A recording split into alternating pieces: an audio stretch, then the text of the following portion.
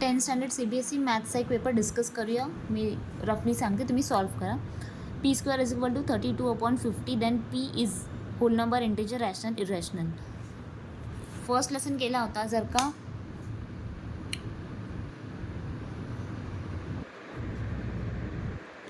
P square 32/50. 32ला कसं लिहिणार? P square is equal to 2 × 16. 25ला लिहिणार 2 × 25. 2 कट झालं. P square is equal to 16/25. हा स्क्वेअर इथून निघून इथे बनून म्हणजे या साईडला रूट बनेल. सो आपल्याला काय भेटणार? 16/25. ह्याचा परफेक्ट स्क्वेअर रूट काय येणार? 4/5. तर 4/5 हा काय आहे? रॅशनल नंबर आहे. इरॅशनल म्हणजे काय? इरॅशनल म्हणजे √2, √3, √5 जे परफेक्ट स्क्वेअर रूट नाही आहे, हे सगळे इरॅशनल. हा नंबर रॅशनल आहे. तर जर का हा नंबर हा वाला रॅशनल आहे, जे याचं आन्सर आलं, म्हणजेच हा पण रॅशनल आहे, हा रॅशनल आहे, म्हणजेच हा पण रॅशनल आहे. सो इथे टिक काय करायचं? Rational number. आता नेक्स्ट क्वेश्चन काय विचारला? Distance of point -6,8 from x axis. आता -6 हा एक्स कोऑर्डिनेट आहे आणि हा वाय आहे. म्हणजे एक्सवर कुठे येणार? तो हा एक्स आहे आणि हा वाय आहे. इथे -6 येणार आणि +8 इथे येणार. ठीक आहे. 8 हा वायवर आहे, -6 एक्सवर आहे. सो -6 आणि 8 ह्या दोन्हीला जॉईन करा. तिकडे विचारलं आहे डिस्टन्स फ्रॉम एक्स ॲक्सिस. वायचं नाही विचारलं आहे, फ्रॉम एक्स. मग एक्सपासून तुम्ही बघितलं, ही एक्स आहे ना, ही एक्सची लाईन. एक्सपासून हा डिस्टन्स एवढा आहे. कितीपर्यंत आहे? 8पर्यंत. मग आन्सर काय येणार? 8 युनिट्स येणार, 6 युनिट नाही. पण जर का डिस्टन्स फ्रॉम वाय असतं, डिस्टन्स फ्रॉम वाय म्हणजे असं बघितलं असतं, तर या लाईनपासून हा डिस्टन्स असा आहे, म्हणजे किती आहे? -6. तर वाय असेल तर -6. इथे एक्स विचारलं आहे म्हणून आपण +8 लिहिणार. The number of quadratic polynomials having zeros -5 and -3. असे किती number of quadratic polynomial? So याला आधी जनरल फॉर्ममध्ये लिहा. हे 2 झिरोज दिले आहेत, तर तुम्हाला तो फॉर्म्युला माहिती आहे? X square minus alpha plus beta X plus alpha into beta. X square minus sum of product X plus sum of root X plus हे प्रोडक्ट आहे. अल्फा इंटू बीटा हे प्रोडक्ट आहे. तर मग हे व्हॅल्यूज याच्यामध्ये टाकले आपण, तर कसं लिहिणार? एक्स स्क्वेअर मायनस हे दोन्ही पण लिहिणार ना, हे ब्रॅकेटमध्ये जे अल्फा बीटा आहे, हे दोन्ही अल्फा बीटा इथे, एक्स प्लस या दोन्हीचे प्रोडक्ट म्हणजे 5 3 15 minus minus plus. So equation काय बनलं? K x square plus 8x plus 15. So इथे केमध्ये तुम्ही आता कोणतंही व्हॅल्यू टाका, सपोज 2 टाका, 3 टाका, काही. तर 2 × x square 2x square plus 2 × 8 16x plus 2 × 15 30 असं होईल. 2च्या ऐवजी 3 टाका, कोणताही नंबर टाका, बट ब्रॅकेटमधलं हे सगळं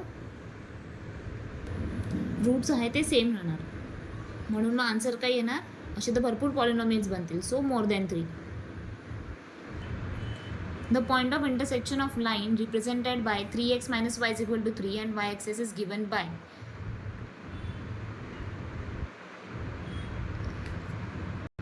आता इथे दिलं आहे ह्याचा आणि y ॲक्सिसचं इंटरसेक्शन होतं आहे, म्हणजे एक्स काय घेणार? 0. सो x 0 घेतलं तर एक्समध्ये 0 टाका. 3 × 0 हे 0 होऊन जाईल, minus y is equal to 3 राहील, म्हणजेच y is equal to -3. So y is equal to -3 आलं. सो हे काय? एक्समध्ये 0 टाकणार, वायमध्ये -3. इथे y दिला म्हणून आपण x 0 घेतला. ठीक आहे. व्हॅल्यूज टाका, मग वायचा आन्सर येईल.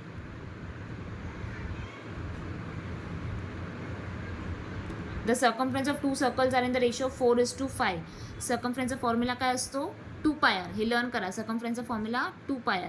इथे 2 सर्कल आहे, सो एक वेगळं घेऊया. 2πr 1 2πr 2, म्हणजे रेडियस 2 आहेत ना, सो एक रेडियस 1 रेडियस 2 घेतलं.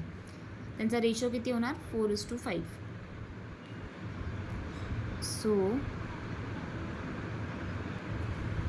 याच्यामधून 2 कट होईल, पाय कट होईल, म्हणजे R1/R2 is equal to 4/5. So हेच आन्सर राहणार. हे सगळं तर कट होऊन जाईल. If alpha and beta zeros of the polynomial x square - 1, then value of alpha plus beta is. Alpha plus beta म्हणजे हे काय? सम आहे, सम ऑफ द रूट्स. तर सम ऑफ द रूट काय असतं, sum of root is equal to minus B upon A, म्हणजे आपल्याला बी आणि ए हे टर्म पाहिजे.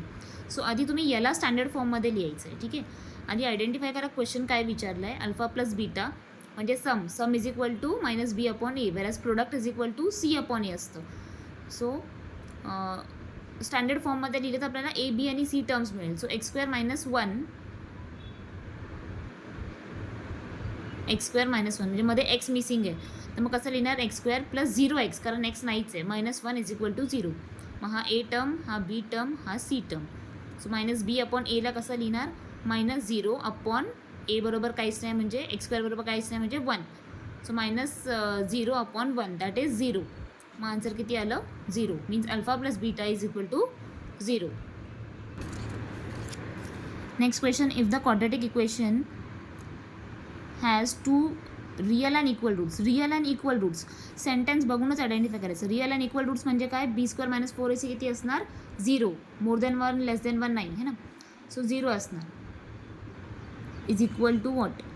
आता लिहून टाका, B square minus 4ac is equal to 0, म्हणजेच बी इज इक्वल टू हा -4ac त्या साईडला जाऊन प्लस होणार है ना. सो आपल्याला फक्त सीचा आन्सर फाईंड करायचं, तर हा 4ac या साईडला येऊन डिवाइड होणार, म्हणजे C is equal to B square upon 4a, कारण इकडे सी विचारला आहे ना. म्हणून जेव्हा तुम्ही फॉर्म्युला हा लिहिला तर हे समजा की तुम्हाला फक्त या साईडला सी ठेवायचे, बाकी हे सगळे नंबर्स त्या साईडला घेऊन जायचे. म्हणून आधी तुम्ही हा -4ac आपण त्या साईडला नेला, बी स्क्वेअर ठेवला आणि मग परत एसीला 4aला खाली आणलं. किंवा सिम्पली तुम्ही असंही करू शकतात, हा बी स्क्वेअर तिकडे घेऊन जा, म्हणजे इथे -4ac राहील is equal to -b square. मग इथे सी राहू दे आणि हा 4a मायनस आहे, इथे जाऊन प्लस होईल का, नाही, कारण 4ac हे मल्टिप्लिकेशनच्या फॉर्ममध्ये, मल्टिप्लाय म्हणजे इथे येऊन डिवाइड होणार, तर हा -c इथेच राहू दे, 4a मायनस इथे येऊन डिवाइड होणार. आता हे दोन्हीकडचे मायनस मायनस निघून झाला, म्हणजे आन्सर आहे ना C is equal to B square upon 4a. C is equal to B square upon 4a. So हा मेथड करा किंवा हा करा, बट शिफ्टिंग नीट करा, अदरवाईज साईनमध्ये मिस्टेक होणार. मग ते आन्सर येईल B square upon 4a. Volume of right circular cone whose area of base is, right circular cone कसा असणार,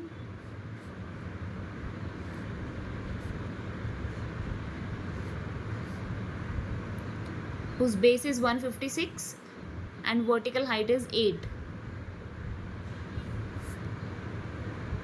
रिमेंबर या लेसनमध्ये 2 हाईट्स आहेत, म्हणजे एक परपेंडिक्युलर हाईट आणि एक स्लॅन्ट हाईट. मग याच्यामध्ये आपल्याला काय फाइंड करायचं आहे, एरिया ऑफ बेस है ना. जे त्यांनी व्हॅल्यू दिलं आहे ना ते बघा. आता हे सेंटीमीटर स्क्वेअर म्हणजे हे डायरेक्ट एरियाचा आन्सर दिलं आहे. ज्या गोष्टी सेंटीमीटरमध्ये असतात ते एरिया किंवा क्यूब नसतं, तर सेंटीमीटर स्क्वेअर म्हणजे डायरेक्ट एरिया ऑफ बेसचा आन्सर दिला. मग तुम्हाला फॉर्म्युला आधी हाच यूज करायचा आहे जो क्वेश्चनमध्ये दिला आहे, एरिया ऑफ बेसचा. एरिया ऑफ बेसचं काय येणार, एक मिनटं, volume of right circular cone find करायचं आहे, बट आपल्याला हे व्हॅल्यू दिलं आहे म्हणून आपण आधी हा फॉर्म्युला यूज करा, that is pi r square. मग pi r square is equal to 156.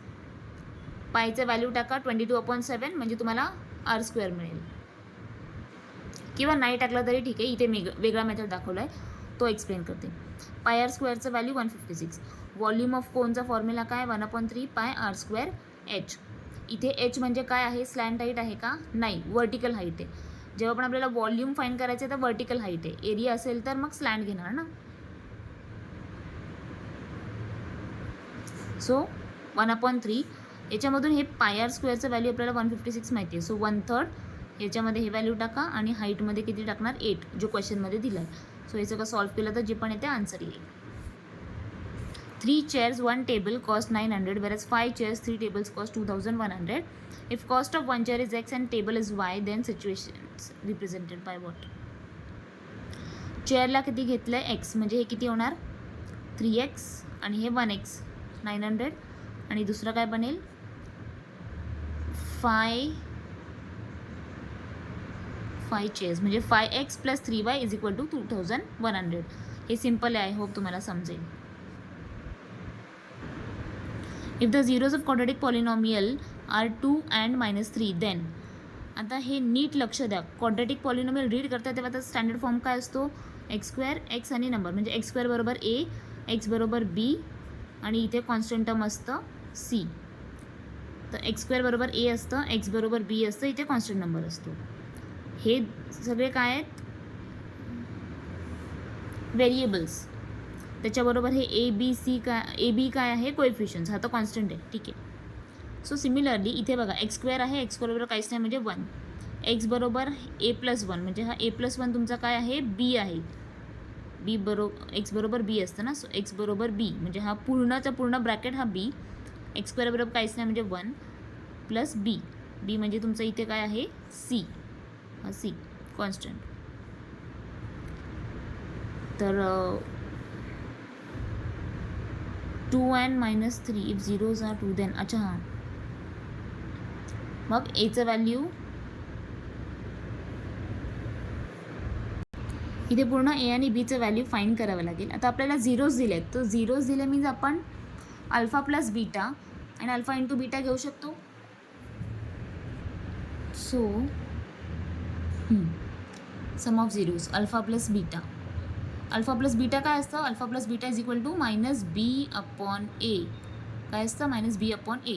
आता मायनस साईन टाकली, आपलं बी टर्म काय होतं इथे, बी टर्म होतं आपलं सी. हां, बी टर्म काय आहे, ए प्लस 1 -b अपॉन ए मीन्स -b अपॉन ए. ए म्हणजे इथे काहीच नाही म्हणजे 1. तर मग इथे काय लिहिणार, -b अपॉन ए. ह्याला सॉल्व्ह केलं तर काय येणार, हा मायनस ब्रॅकेट ओपन केलं. ऑलवेज लक्षात ठेवा, ब्रॅकेटच्या बाहेर जर का मायनस साईन आहे तर आतले साईन चेंज होतात. -a येणार आणि प्लस मायनस -1 असं बनेल ते अपॉन 1. आणि प्रोडक्टचं काय येणार, alpha into beta is equal to C upon A. C upon A आपला सी टर्म इथे काय होता, सी टर्म होता बी. तर मग तो अपॉन 1 म्हणजे B upon 1 is equal to B. आपल्याला अल्फा बीटाचा आन्सर -a -1 आले. So alpha beta is equal to -a -1. Alpha beta already आपल्याला व्हॅल्यूज माहिती आहे, 2 आणि -3. सो हे दोन्ही इक्वलच झालं ना, हे आणि हे दोन्ही इक्वल झालं. सो ते इक्वलच्या फॉर्ममध्ये लिहिलं. मग याच्यामधून शिफ्टिंग करा. आता हा -1 इकडे गेल्यावर +1 होईल. +1 म्हणजे हा इथे गेला, +1 झाला. 2 + 1 3 म्हणजे +3 -3 आन्सर येणार 0. 0 इज इक्वल टू -a. 0च येणार आन्सर. आणि मल्टिप्लिकेशनमध्ये काय होतं, alpha beta is equal to B. Alpha beta म्हणजे 2 × -3 इज इक्वल टू बी. तर 2 × -3 किती, -6 म्हणजे एचं आन्सर आलं 0 आणि बीचं आन्सर आलं -6.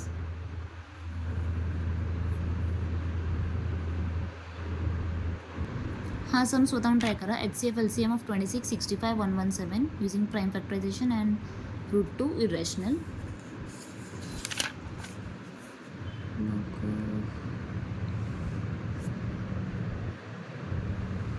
हा पण सॉल्व करायचा आहे. The sum of 2 number is 15.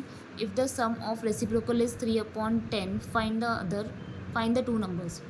Some of 2 numbers. आता नंबर्स आपल्याला माहीत नाही, आपण एक्स आणि वाय घेऊ. तर एक्स आणि वायचं टोटल किती आहे, 15.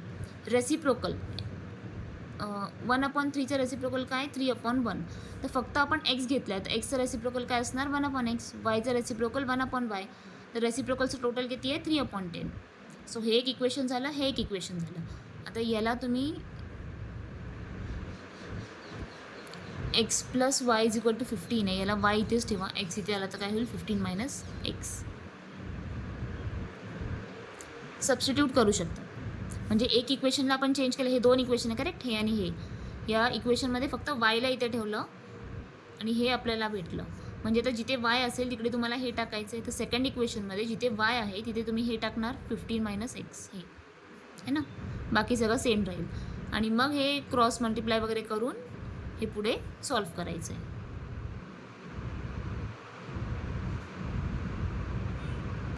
सिमिलरली हे सेकंडवाला पण ट्राय करा. Alpha beta are roots of the quadratic equation. Find the equation whose roots are alpha square and beta square. ह्याच्यामधून आधी alpha plus beta, alpha into beta हे दोन्ही फाइंड करा, म्हणजे सम आणि प्रोडक्ट. आता हे तुम्ही इक्वेशनमध्ये टाकलं, मग हे भेटेल. या ठीक आहे, हे सम मी दाखवते नंतर, येत नसेल.